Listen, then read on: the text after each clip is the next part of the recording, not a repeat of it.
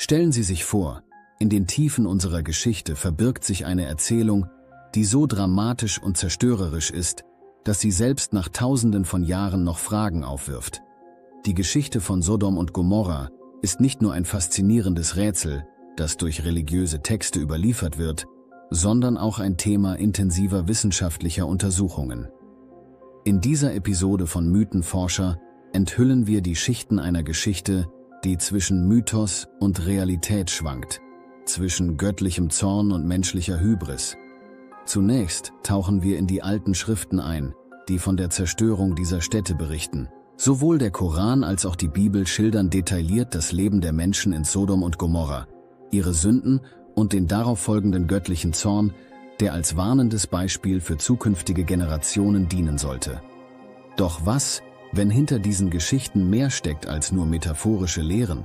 Was, wenn archäologische Funde und wissenschaftliche Theorien Licht in das Dunkel dieser uralten Erzählungen bringen könnten? In unserem Streben nach Verständnis führt uns die Reise zu den Ruinen von Tal al-Amam, wo Forscher Hinweise entdeckt haben, die die Existenz von Städten bestätigen könnten, die den Beschreibungen von Sodom und Gomorra ähneln. Geschmolzene Lehmziegel, verbrannte Knochenfragmente und das mysteriöse grüne Glas zeugen von einer katastrophalen Zerstörung durch extrem hohe Hitze, möglicherweise das Ergebnis eines kosmischen Ereignisses. Diese Entdeckungen werfen die Frage auf: Könnte die Legende von Sodom und Gomorra auf wahren Begebenheiten beruhen? Könnten Wissenschaft und Religion gemeinsame Antworten auf einige der größten Rätsel unserer Vergangenheit bieten? Begleiten Sie Mythenforscher auf dieser fesselnden Reise, die die Grenzen zwischen Glauben und empirischer Wissenschaft überbrückt, um die Wahrheit hinter einer der bekanntesten und doch rätselhaftesten Geschichten der Menschheitsgeschichte zu erforschen. Wir laden Sie ein, gemeinsam mit uns die Geheimnisse zu lüften, die Sodom und Gomorra umgeben, und zu entdecken, was wirklich hinter dieser Geschichte steckt, die die Menschheit seit Jahrtausenden fasziniert. Die alten Schriften erzählen von einer Zeit, in der die göttliche Gerechtigkeit die Erde in einer Weise berührte, die bis heute nachhallt. Die Geschichte von Sodom und Gomorra beginnt mit einem himmlischen Gespräch, das das Schicksal dieser Städte besiegelt. Als Engel in menschlicher Gestalt Abraham besuchen, enthüllen sie nicht nur die frohe Botschaft von der baldigen Geburt seines Sohnes, sondern auch das bevorstehende Ende von Sodom und Gomorra. Abraham, bekannt für seine Gastfreundschaft und seinen tiefen Glauben, empfängt die himmlischen Boten mit offenen Armen und erfährt von ihrem düsteren Auftrag.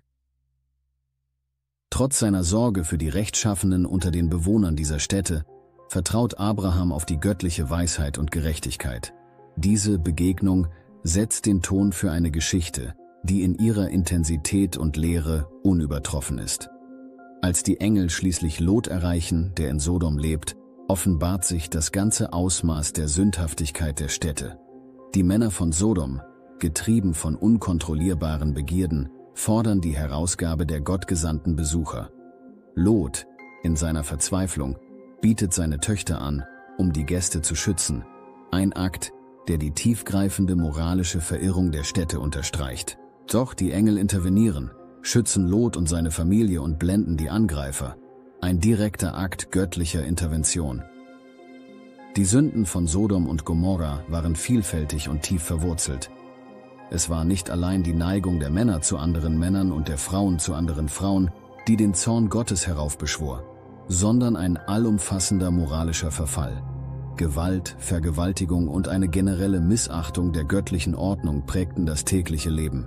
Diese Städte hatten sich so weit von den göttlichen Gesetzen entfernt, dass ihre bloße Existenz eine Herausforderung der himmlischen Autorität darstellte. Als die Strafe über Sodom und Gomorra hereinbricht, wird deutlich, dass es sich nicht um einen willkürlichen Akt der Zerstörung handelt, sondern um eine notwendige Reinigung der Welt von unaussprechlicher Sünde. Lot, seine Töchter und einige seiner Gefolgsleute, ausgenommen seine Frau, die in ihrer Zuneigung zu ihrem sündigen Leben zurückblickt und dadurch ebenfalls der Vernichtung anheimfällt, werden gerettet. Ihre Rettung dient als Zeichen der göttlichen Barmherzigkeit, die selbst in Zeiten des Gerichts den Rechtschaffenen Schutz bietet. Die Auslöschung von Sodom und Gomorra steht als mahnendes Beispiel für die Konsequenzen eines Lebens, das sich gänzlich von der göttlichen Führung abwendet. Es lehrt uns die Bedeutung von Gehorsam, Mitgefühl und Demut vor den Gesetzen, die das Universum regieren. In diesen alten Erzählungen finden wir nicht nur eine Geschichte des Untergangs, sondern auch eine ewige Erinnerung an die Notwendigkeit, unsere moralischen und ethischen Werte zu bewahren. Nachdem die himmlischen Botschaften und die darauffolgenden Ereignisse die tiefgreifende Geschichte von Sodom und Gomorra umrahmt haben, führt uns unsere Suche nach Verständnis und Beweisen in die Gegenwart, zu den archäologischen Entdeckungen und wissenschaftlichen Theorien, die Licht in die Dunkelheit dieser antiken Erzählung bringen könnten. Die archäologischen Ausgrabungen in Tal al-Hammam haben die wissenschaftliche Gemeinschaft und Geschichtsinteressierte gleichermaßen fasziniert. Die Funde an dieser Stätte könnten tatsächlich die physischen Überreste von Sodom und Gomorra sein, Städte, deren Untergang in den Heiligen Schriften verzeichnet ist. Geschmolzene Strukturen und verbrannte Erdschichten zeugen von einer Zerstörung, die in ihrer Intensität und Schnelligkeit kaum mit normalen menschlichen Konflikten oder natürlichen Katastrophen der damaligen Zeit vergleichbar ist. Doch was könnte die Ursache für eine derartige Vernichtung sein? Eine der faszinierendsten wissenschaftlichen Theorien legt nahe, dass ein kosmisches Ereignis, möglicherweise der Einschlag eines Asteroiden oder die Explosion eines nahe der Erdatmosphäre detonierenden Kometen, hinter der Zerstörung von Sodom und Gomorra stehen könnte. Diese Hypothese wird durch die Entdeckung von Mineralien gestützt, die nur unter extremen Hitzeeinwirkungen entstehen, ähnlich denen, die bei nuklearen Explosionen oder eben bei kosmischen Einschlägen beobachtet werden können. Eine solche Katastrophe könnte die göttliche Strafe gewesen sein, die in den Überlieferungen beschrieben wird, ein physischer Ausdruck göttlichen Zorns, vermittelt durch die Naturgesetze, die das Universum regieren. Einige Forscher haben sogar spekulative Verbindungen zu den in den Überlieferungen erwähnten Schwefel- und Feuerregen gezogen, indem sie auf die chemische Zusammensetzung der bei den Ausgrabungen gefundenen Gesteine hinweisen.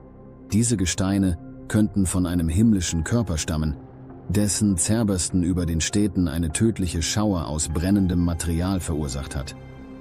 Die Auswirkungen dieser Entdeckungen und Theorien sind weitreichend. Sie verbinden die physische Realität mit der spirituellen Lehre und bieten eine Brücke zwischen Glaube und Wissenschaft. Die Geschichte von Sodom und Gomorra lehrt uns über die Zerbrechlichkeit menschlicher Zivilisationen und die Notwendigkeit, moralische und ethische Grundsätze zu wahren. In einer Zeit, in der menschliches Fehlverhalten und Ignoranz gegenüber göttlichen sowie natürlichen Gesetzen weiterhin globale Herausforderungen darstellen, erinnert uns die Legende dieser antiken Städte daran, dass die Konsequenzen unserer Handlungen weit über unsere unmittelbare Umgebung hinausgehen können. Die Erzählung von Sodom und Gomorra steht somit nicht nur als historische oder religiöse Lektion, sondern als zeitloses Mahnmal darüber, wie menschliches Verhalten, das sich von moralischen und göttlichen Gesetzen entfernt, zu Zerstörung führen kann. Eine Zerstörung, die möglicherweise durch die Hand Gottes, vermittelt durch die Instrumente der Natur, herbeigeführt wird. In unserer heutigen Zeit, wo Wissenschaft und Glaube oft als entgegengesetzte Pole betrachtet werden, offenbart uns die Geschichte von Sodom und Gomorra, wie beide Disziplinen zusammenwirken können, um unser Verständnis der Vergangenheit zu erweitern. Durch die archäologischen Entdeckungen und wissenschaftlichen Theorien, die wir betrachtet haben, sehen wir, dass religiöse Erzählungen und wissenschaftliche Entdeckungen nicht notwendigerweise in Konflikt stehen müssen. Dessen können sie uns helfen, die Geschichten, die unsere Zivilisation seit Jahrtausenden prägen, besser zu verstehen und zu schätzen. Die Zerstörung von Sodom und Gomorra ist nur ein Beispiel unter vielen in der Geschichte der Religionen, die von der Auslöschung bestimmter Zivilisationen und Kulturen berichten. Diese Geschichten erzählen häufig von göttlicher Strafe, die folgt, wenn eine Botschaft Gottes ignoriert oder abgelehnt wird. Nehmen wir zum Beispiel Atlantis, eine Zivilisation, deren Untergang oft als Warnung vor menschlicher Hybris und moralischem Verfall gedeutet wird.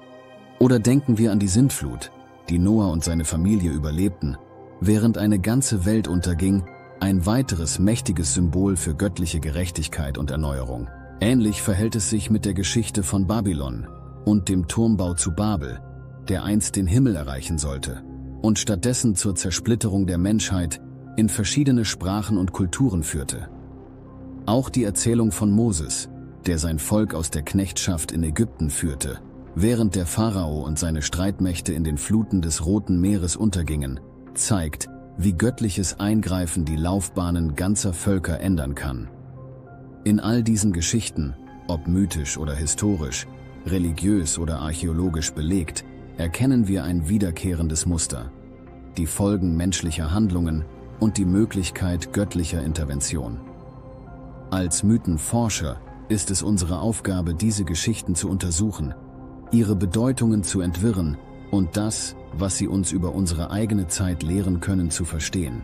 Die Brücke zwischen Glauben und Fakten zu bauen bedeutet, unser Wissen über die Vergangenheit zu erweitern und zu erkennen, dass die Menschheit seit Anbeginn der Zeit mit denselben grundlegenden Fragen ringt. Es ist unsere Hoffnung, dass wir durch die Erforschung dieser alten Mythen und Wahrheiten ein tieferes Verständnis für unsere eigene Existenz gewinnen und die Lektionen, die sie uns lehren können, in unser tägliches Leben integrieren.